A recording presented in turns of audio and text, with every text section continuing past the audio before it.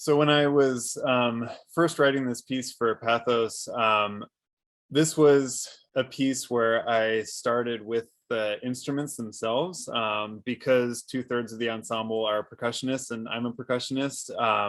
This one was kind of felt comfortable and easy for me to sort of like actually just physically set up instruments that I could visualize Felix and Marcelina playing. Some things that I really, really enjoy about this piece as I play it or as I listen to it are definitely some of the groove aspects. I feel like one thing in particular that really attracted us to commissioning Evan was his background in drum set in particular.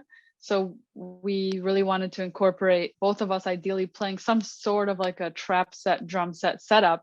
That band and I were really interested in people who bridge the gap between, like Felix was saying, contemporary classical music and other genres. And for me specifically, that usually is contemporary classical music and like rock and electronic music. At least for me, some of the inspirations I think of are like Depeche Mode and Animals as Leaders and Salvador Dali, just to like throw out that whole world, like very synthy sort of sounds. Certainly something that we draw inspiration from. We also really are drawn to composers that really kind of blur those lines, between combining aesthetics of classical contemporary music along with other genres, in particular genres that us as a group are interested in. I think Pathos's relationship to like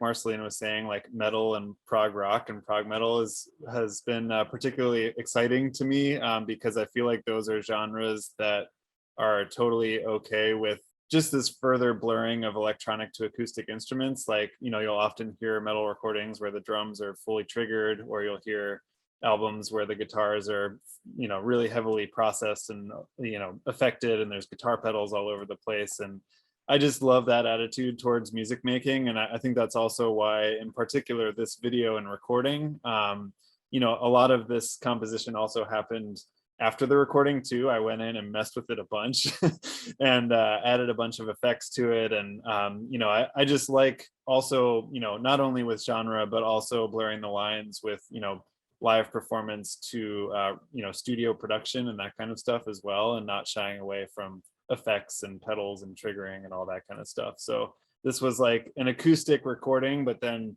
run back through the computer and through distortion on a bunch of stuff. So that was something that I felt like I was allowed to do because of their influences with prog rock and prog metal and all that stuff. So yeah.